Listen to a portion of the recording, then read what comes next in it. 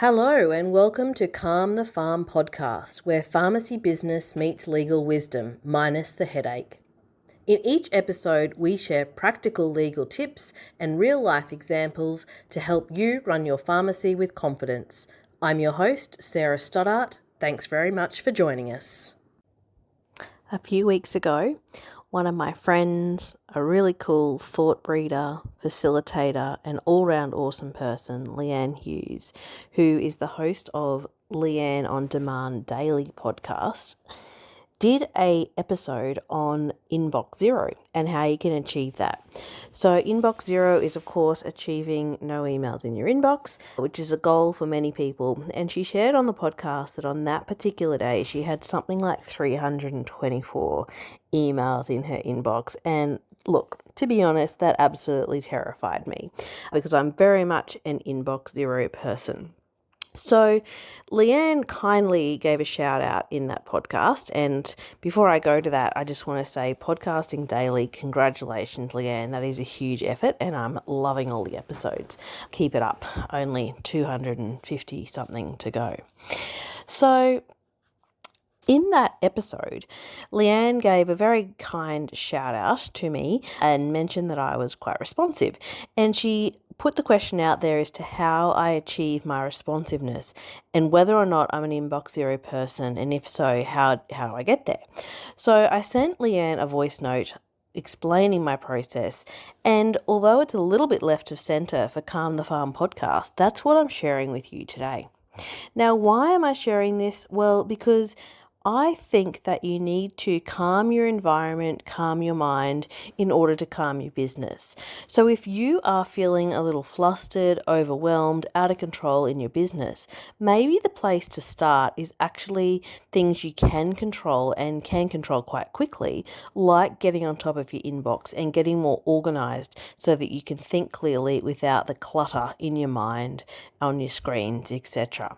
So here's that voice note. Happy listening. And I'll be interested to hear your thoughts. So my inbox secrets aren't really that amazing. I am an Inbox Zero person. I do like to have not many things in my inbox, and if it drops below a screen and I have to scroll, I go into meltdown mode.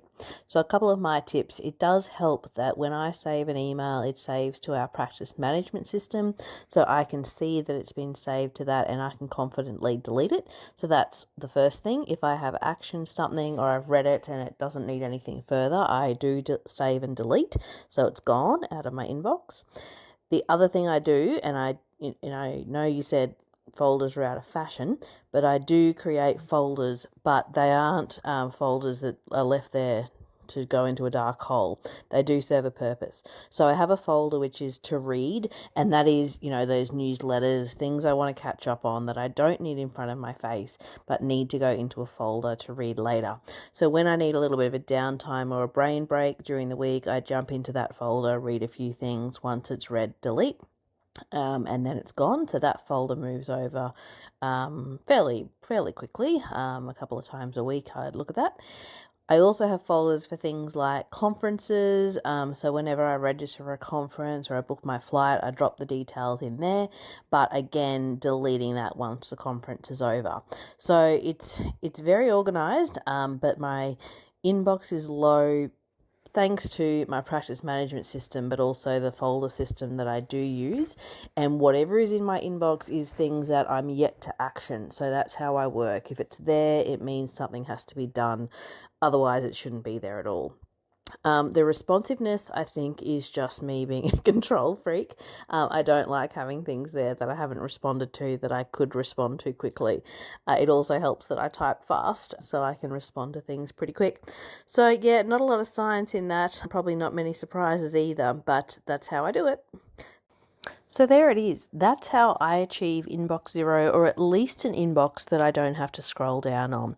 It's as simple as my practice management system, and you might have a similar system.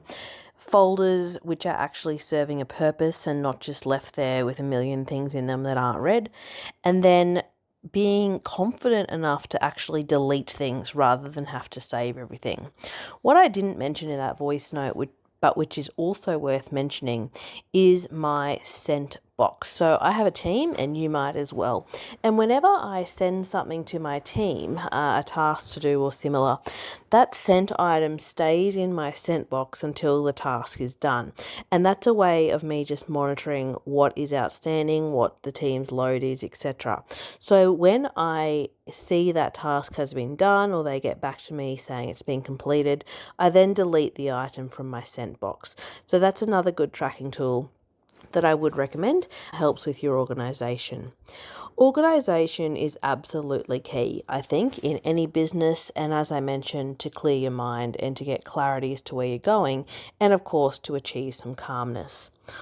All too often, I have clients coming to me saying that they remember we advised on something but they can't find it, or they can't remember something, could we repeat it, or their inbox is a mess and they know we sent a document but could we send it again because they've lost it, and it just doesn't need to be that way. So today I'd encourage you to think about what it is that you have within your control and which you can put in place to get a little bit more organised and ultimately calm your farm. I'd love to know what you decide to do.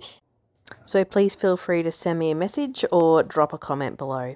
That's all for now. I'll talk to you next week.